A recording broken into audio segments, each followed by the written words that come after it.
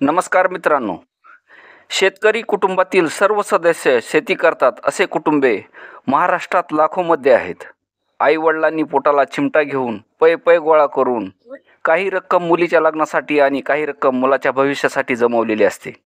एक बाप म्हणून आपला मुलगा कुठेतरी नोकरीला लागेल या आशेवर आपल्या सर्व इच्छा आकांक्षा पूर्ण न करता फक्त मुलाबाळाच्या भविष्यासाठी झटत असतो. काबाड कष्ट करत असतो. आपल्या मागील पिढी म्हणजे आपले वडील आजोबा या सर्वांचे व्यवसाय म्हणजे शेती किंवा शेतमजुरी होती. सदैव कुटुंबाचा विचार मनात ठेवून माझी मुलगी चांगल्या घरात द्यायची आणि माझ्या मुलाला 4 पैसे कमावण्यासाठी सक्षम करायचे हा हेतू मनात ठेवून त्यांच्या शिक्षणाचा खर्च करत बाप फाटके धोतर किंवा फाटकी विजार घालून कष्ट करत राहिला. मुलीचे लग्न करून देऊन मुलाचे शिक्षण झाल्यानंतर नोकरीचा शोध घेण्यात बराच वेळ गेला. पण नोकरी सध्या मिळत नाही. मग अशा वेळी शेतकरी बापाच्या मनात मुलाला कमावते करण्यासाठी काहीतरी व्यवसाय करून द्यायचा असे मनात येते. मग व्यवसायाचा शोध घेतला जातो.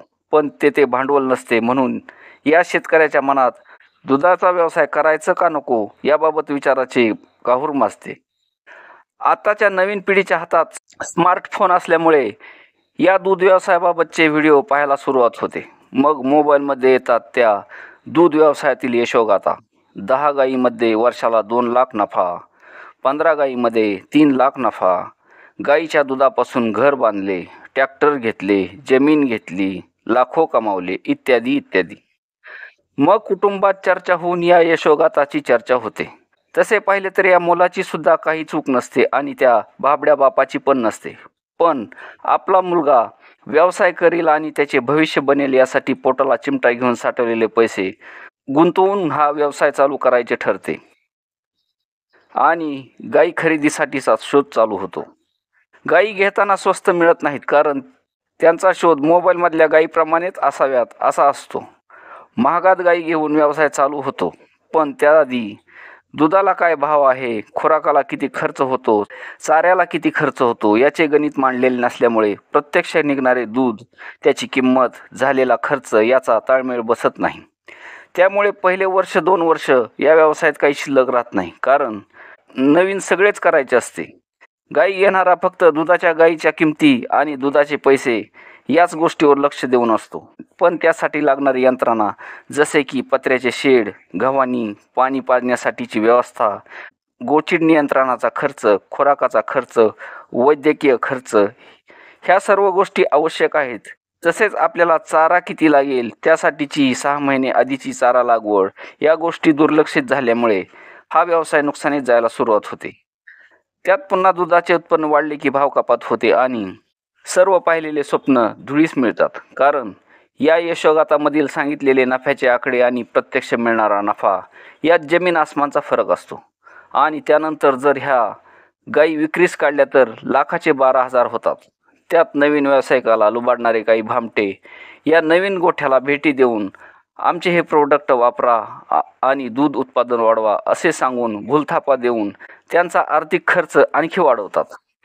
त्यात काही डॉक्टर, सगळेच नाही पण काही संधीसाधू असतात जे नवीन व्यावसायिकाला भीती दाखवून तुमच्या गायीला मोठा आजार झाला सांगून आपली पोळी भाजतात. आपले पशुधन टिकून राहावे यासाठी नवीन व्यावसायिक त्यांच्या सांगण्यावर खर्च करतात आणि अनावश्यक असलेले टॉनिक बूस्टर खरेदी करायला सांगून त्यातून कमिशन मिळवून आणखी त्यांचा व्यवसाय धोक्यात आणतात. यामध्ये काही प्रामाणिकही डॉक्टर आहेत म्हणून हा व्यवसाय टिकून राहिलेला आहे. नाहीतर काही भामटे डॉक्टर त्यांना पोखरून खातात. आपली फी वाढावी म्हणून एक्सपायर झालेले सीमन वापरून वारंवार गाय भरण्याची फी उकळत राहतात. 5-10 वेळेस गाय भरल्यानंतरच ती पुन्हा गाभण राहते. त्याला हीच कारणे असतात. दूध व्यवसाय करू नये अशा मताचा मी नाही. पण सुरुवात करताना 1 किंवा 2 गायीच घ्याव्यात. त्यात थोडा अनुभव घ्यावा.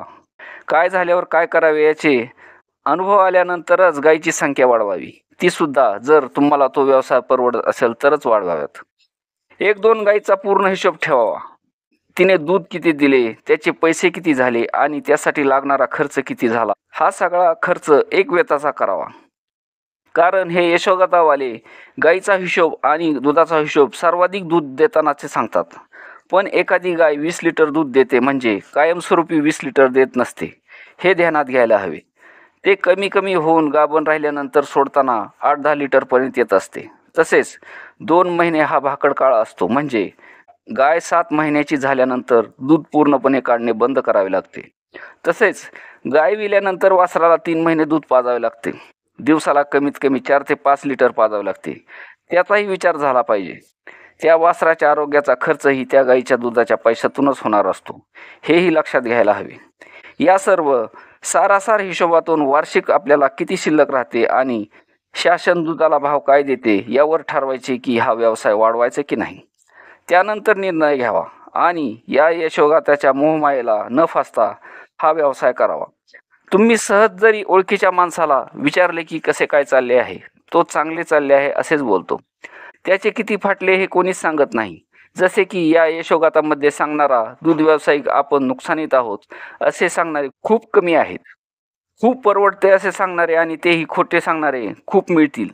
तर नवीन व्यवसाय करण्याआधी या सर्व गोष्टीचा विचार करावा आणि कोणाला या सर्व सत्य परिस्थितीचे माझे सांगणे कटू वाटले असेल तर त्यांनाही नमस्कार. धन्यवाद.